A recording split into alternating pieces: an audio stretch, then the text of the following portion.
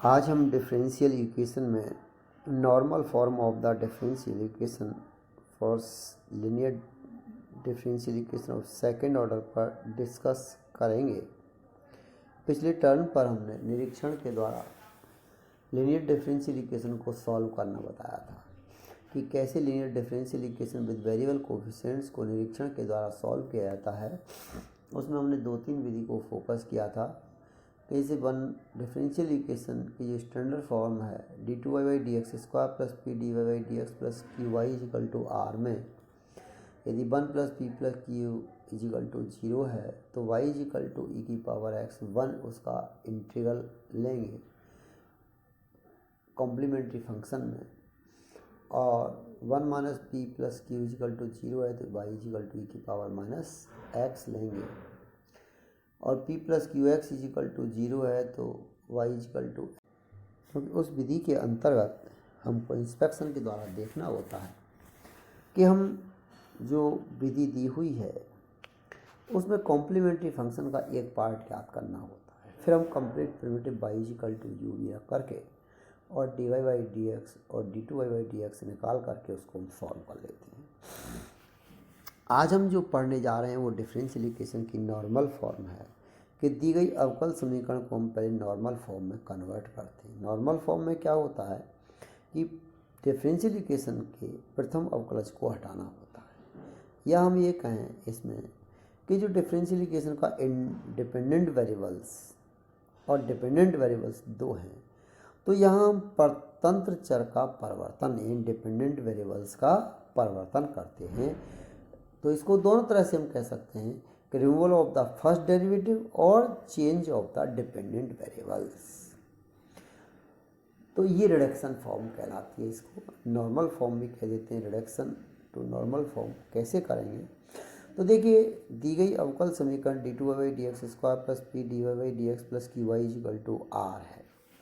अब इसमें y हमारा इंडिपेंडेंट वेरिएबल्स है, तो इस y जो इंडिपेंडेंट वेरिएबल्स है इसके लिए हम करेंगे। तो देखो दी गई समीकरण का जो कंप्लीट हल है ये तभी ज्ञात किया जाता है जब इसके कॉम्प्लीमेंट्री फंक्शन का हमको एक भाग ज्ञात हो। पहले हमने जैसी विधि पढ़ी है, लेकिन होता क्या है हमेशा कोई ज़रूरी नहीं है कॉम्प्लीमेंट्री फंक्शन का एक भाग ज्ञात हो जाए, क्योंकि एक भाग को ज्ञात करना बड़ा मुश्किल होता है कई बार। अभी हमने निरीक्षण के द्वारा एक भाग ज्ञात उसका किया था। अब हम ऐसी विधि पर चर्चा करते हैं जहाँ पूरक फलन के एक भाग पर निर्भर विधि नहीं रहती है। तो इसके लिए हम क्या करते हैं, दी गई अवकल समीकरण के हम डिपेंडेंट वेरिएबल्स को परिवर्तित करते हैं, जिसे परिवर्तित समीकरण में अवकलज प्रथम अवकलज का पद शून्य हो जाए। तो माना कि डिफरेंशियल इक्वेशन का जो व्यापक हल है, जनरल सॉल्यूशन है y इजिकल टू u भी है, जहाँ u इसके पूरक फलन का एक हल नहीं है। पहले तो हमने माना था u इसके पूरक फलन का एक भाग है। अब हम ये कह देते हैं कि मान लीजिए u इसके पूरक फलन का एक भाग नहीं है। तो देखिए अब हम इसको डिफरेंशिएट करते हैं dy/dx is equal to v du/dx plus u dv/dx and d2y/dx² is equal to v d2u/dx² plus 2 du dx dot dv/dx plus u d2v/dx²। ये हो जाएगा कि u और v में दोनों में ले रहे हैं। अब हम दी गई अवकल समीकरण में ये सब्स्टिट्यूट कर देते हैं। सब्स्टिट्यूट करने के बाद हमारी जो फॉर्म मिल करके आती है वो ये हो जाती है कि u d2v/dx² आ गया प्लस u dv/dx और ब्रैकेट में p plus 2 du/u dx plus v bracket में d2u/dx² plus p du/dx plus qu bracket में इजिकल टू r समीकरण नंबर 2 कह देते हैं। इसको हमने एक common standard form of the differential equation कह दिया, इसको समीकरण नंबर 2 कहते हैं। अब हमने ये कहा था इसके प्रथम अवकलज को हमें ख़त्म करना है, रिमूव करना है। तो प्रथम अवकलज को जब विलोपन करेंगे तो dv/dx प्रथम अवकलज हुआ, इसका coefficient p plus 2 du/2/u du/dx हुआ। तो इसको हम शून्य के बराबर मान लेते हैं। तो इसको जब हम शून्य के बराबर मान लेते हैं तो शून्य के बराबर मानने से p plus 2/u du/dx is equal to 0 हो गया। इसको हमने इंटीग्रेट कर दिया, क्योंकि du/u is equal to minus p upon two आपका डी एक्स हो जाएगा। अब आप देखिए यहाँ इसको हमने इंटीग्रेट कर लिया और इंटीग्रेट करके हमने u निकाल लिया। u इजिकल टू आपका आ गया exponential -1/2 integration p d x आ गया। इसको हमने समीकरण नंबर 3 कह दिया। अब आप देखिए समीकरण नंबर 2 में ये सब्स्टिट्यूट कर देते हैं, क्योंकि d v upon d x का पार्ट 0 कर दिया था, तो v d2v upon d x square plus आपका v आ जाएगा और ब्रैकेट में equation d2u upon d x square plus p du upon d x plus q is equal to r।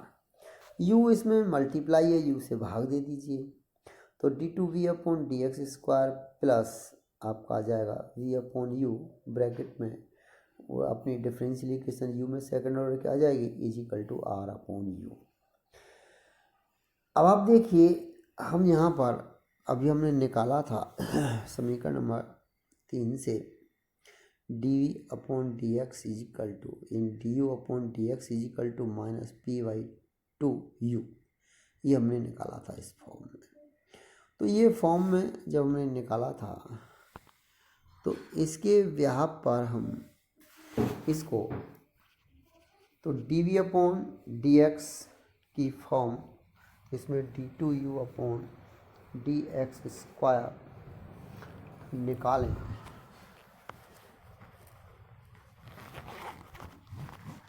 तो देखिए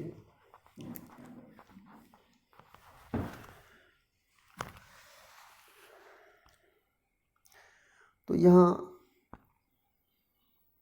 फॉर्म के अंदर du upon d x is equal to minus p by 2 u आपको दे रखा है। इससे हमने d2u upon d x square निकाल दिया और फिर निकालने के बाद इसकी वैल्यू हम सब्स्टिट्यूट करते हैं। तो देखिए इस वैल्यू को निकालने के बाद du अपॉन डी एक्स हो गया, d2u upon d x square निकाल दीजिए और अभी जो हमने समीकरण प्राप्त की है समीकरण नंबर 4 उसमें इन दोनों वैल्यूज़ को सब्स्टिट्यूट कर दें। तो दोनों वैल्यूज़ को सब्स्टिट्यूट करने के बाद हमको यहाँ पर इक्वेशन मिल जाती है d2v upon d x square plus v bracket में q minus 1/4 p square minus 1/2 dp upon d x is equal to r exponential bracket में 1/2 इंटीग्रेशन पी डी एक्स।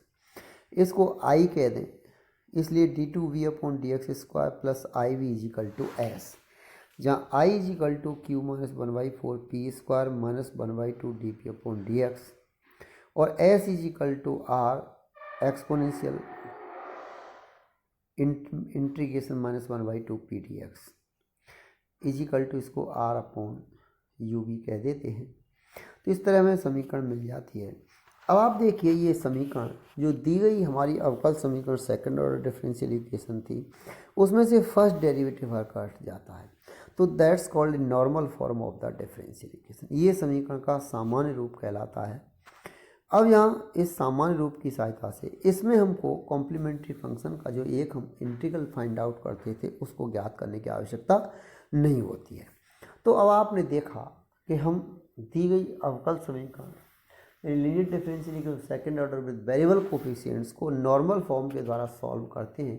तो नॉर्मल फॉर्म से जब हम सॉल्व करते हैं तो उसमें मेन ध्यान रखने वाली बात क्या है, इसको removal of the first derivative या चेंज ऑफ डिपेंडेंट वेरिएबल्स, तो डिपेंडेंट वेरिएबल्स को हम चेंज कर देते हैं।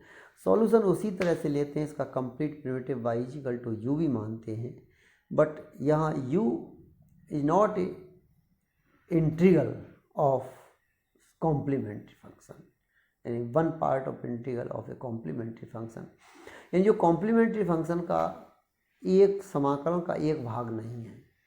बस ये यहाँ पर विशेष बात है, क्योंकि हमेशा कॉम्प्लीमेंट्री फंक्शन के समाकलन का एक भाग ज्ञात करना संभव नहीं होता है। तो नॉर्मल फॉर्म एक ऐसी विधि है जहाँ कॉम्प्लीमेंट्री फंक्शन के समाकलन के एक भाग को बिना ज्ञात किए सॉल्व करते हैं। तो इस तरह से d2y by d x square plus p d y by d x plus q y equal to R को हमने d2v upon d x square plus I v is equal to S में कन्वर्ट कर दिया। जहाँ I is equal to q minus 1/4 p square minus 1/2 d p upon d x तथा S is equal to R e की power minus 1/2 integration p d x के द्वारा। अब देखिए इसके हम एक दो एग्जाम्पल्स पर बात करते हैं। एग्जाम्पल्स के द्वारा ज़्यादा अच्छा हमारी समझ में आएगा, कोशिश करेंगे इसको समझने की। जैसे एक सॉल्व एग्जाम्पल पर बात करते हैं। इसके पिछले एक्सरसाइज के सवाल आपने किए होंगे। तो देखिए x square d two y d x square minus 2 bracket में x square plus x d y by d x plus x square plus 2x plus 2y is equal to 0 है। अब सबसे पहला काम हमारा है दी गई अवकल समीकरण को स्टैंडर्ड फॉर्म में कन्वर्ट करना। स्टैंडर्ड फॉर्म में कन्वर्ट करने के लिए d two y by d x square का जो कोफिशिएंट है उससे डिवाइड कर देते हैं। तो यहाँ हमने दी गई अवकल समीकरण को स्टैंडर्ड फॉर्म में कन्वर्ट किया, तो d two y by d x square से डिवाइड कर दिया, तो d two y by d x square minus 2 bracket में x plus 1 upon x d y by d x plus bracket में x square plus 2x plus 2 upon x square over y is equal to 0। तो here p is equal to minus 2 bracket में x plus 1 upon x, q is equal to x square plus 2x plus 2 upon x square and r is equal to 0। ये इस तरह हमारे आ जाता है। तो now अब हम direct y equal to u v के आधार पर भी हम नॉर्मल फॉर्म में कन्वर्ट कर सकते हैं, पर हम इसको डायरेक्ट ही नॉर्मल फॉर्म में, क्योंकि u इज इक्वल टू ई की power minus 1/2 integration p d x रखना होगा। तो इसलिए अब नॉर्मल फॉर्म में रखने के लिए u is equal to exponential integration minus 1/2 p d x. अब p की वैल्यू हमको मालूम है माइनस 2 ब्रैकेट में 1 प्लस 1 अपॉन एक्स, इसलिए exponential minus 1/2 minus 2 into 1 plus 1 upon x d x is equal to, after simplification we get u is equal to x e की power x।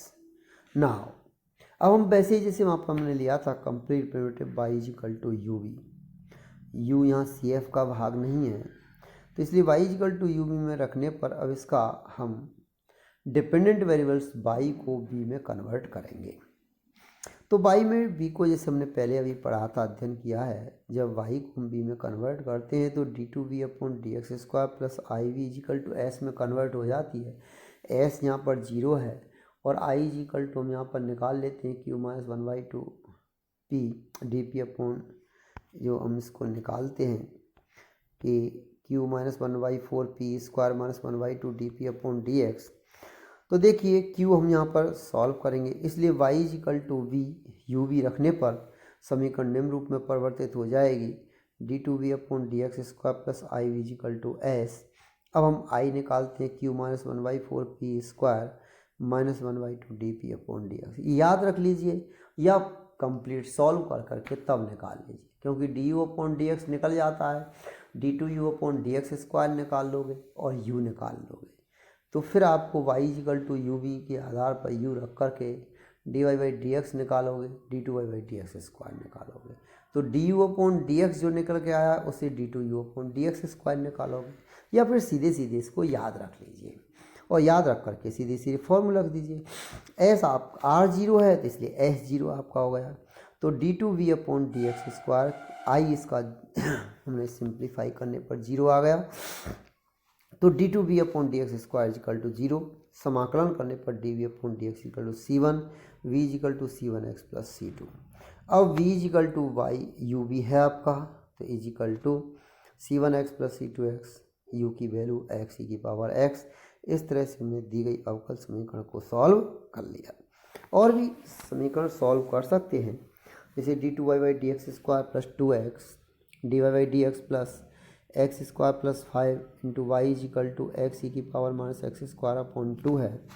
यहाँ r 0 नहीं है, तो इस स्थिति में r 0 नहीं है तो दी गई अवकल समीकरण को सामान्य रूप में बदलने पर सबसे पहले हम u ज्ञात करते हैं, और u इजिकल टू होता है e की power minus 1/2 integration p d x, जो हमने फाइंड आउट किया, तो e की power minus x square upon 2 आ गया। अब y is equal to u v रखने पर दी गई अवकल समीकरण d two v upon d x square plus I v is equal to S में कन्वर्ट हो गई। आई फाइंड आउट किया हमने q minus 1/4 p square minus 1/2 d p upon d x. हमको p पता है, उसको x के सापेक्ष डिफ्रेंशिएट कर देंगे, q हमको पता है, वैल्यूज रख देंगे, इजिकल टू 4 आ गया। ये ध्यान रखना इसके अंदर i जो आएगा या तो कांस्टेंट या 0 आएगा। s is equal to find out कर दिया, s is equal to r into u, r upon u sorry, और इजिकल टू x आ गया, समीकरण में सब्स्टिट्यूट कर दिया, d two v upon d x square plus 4v is equal to x. ये अचर गुणांकों वाला समीकरण प्राप्त हो जाता है, जिसका हम कॉम्प्लीमेंट्री फंक्शन निकालेंगे, इंटीग्रेशन फैक्टर निकालेंगे, दोनों को मिलाकर के y is equal to c f plus I v रख करके इसका हम हल निकाल देंगे, जो कि हमको अभीष्ट हल प्राप्त हो जाता है। तो इस तरह हम दी गई अवकल समीकरणों को सॉल्व कर लेते हैं। नेक्स्ट हम अगले टर्न पर अगली फॉर्म के बारे में बात करेंगे। यहाँ इसके जो भी क्वेश्चंस हैं, सॉल्व प्रॉब्लम्स को आप सभी सॉल्व कर लें। अनसॉल्व प्रॉब्लम्स में से जो नहीं हो मुझे बताएं, मैं उनको सॉल्व करूँगा। नेक्स्ट टर्न पर हम बात करेंगे स्वतंत्र चर का परिवर्तन। तो यहाँ इस तरह से हम दी गई अवकल समीकरण को सॉल्व करते हैं। तो किस तरह से नॉर्मल फॉर्म आपकी थी, तो अवकल समीकरण का सामान्य रूप के बारे में हमने बात